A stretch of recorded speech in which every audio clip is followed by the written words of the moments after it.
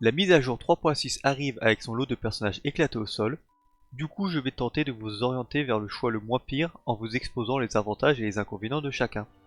Tout d'abord nous avons Naïda. Au niveau de ses avantages, l'animation de son déchaînement élémentaire est très court, pas de perte de DPS pour le coup, ça c'est bien. Elle est relativement solide pour une gamine et insensible à l'interruption. Son attaque chargée coûte pas très cher en endurance, et elle est petite donc elle est plus difficile à toucher. Au niveau de ses inconvénients, elle possède une application d'endro pas ouf qui dépend principalement de son déchaînement élémentaire. Les attaques normales chargées et compétences supplémentaires on oublie, c'est nul. Elle possède des dégâts personnels très faibles qui permettent de la ranger bien au chaud loin du front, on la sort de son nid douillet que pour son déchaînement élémentaire.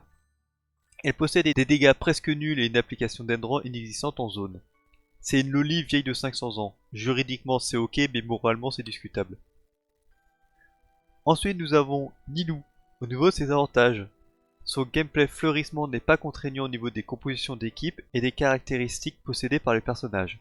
Un soigneur est négligeable, qui a besoin d'un healer sérieux, et tous les personnages n'ont pas la nécessité de posséder de la maîtrise élémentaire, comme on ne sait pas qui déclenche les noyaux d'endro améliorés, pas de prise de tête.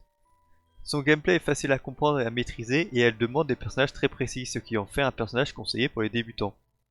C'est une excellente danseuse et elle chante aussi très bien.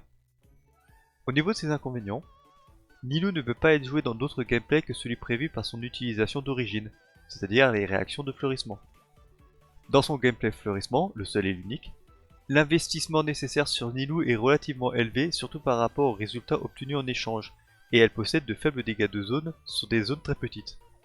Les multiplicateurs basés sur les points de vie ne sont pas élevés, ce qui permet de la rendre relativement peu résistante grâce à ses points de vie mitigés. Infolore, elle est originaire d'Irlande, le pays des rouquins. Ensuite, nous aurons Ganyu qui arrivera en deuxième phase.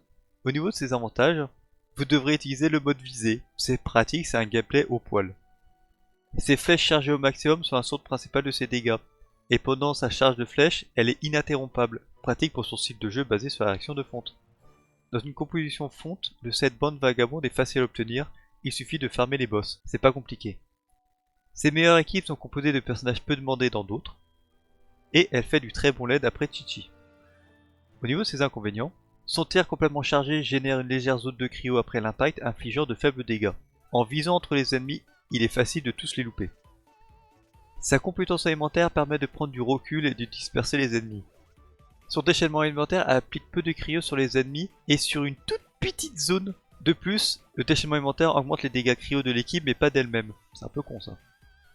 En tant que main DPS, elle est jouable dans deux types de compositions, ce qui veut dire deux équipements différents. Elle est également capable d'être le support pour beaucoup d'équipes, mais ne remplit pas bien ce rôle.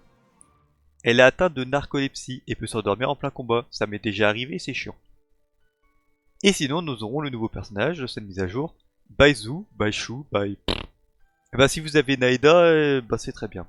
C'est tout ce que je peux dire sur lui, malheureusement il n'est pas encore sorti. Bon bah je crois que j'ai fait à peu près le tour. J'espère que cette vidéo n'aura aucune influence sur votre choix futur. Ciao! Oh shit, not good.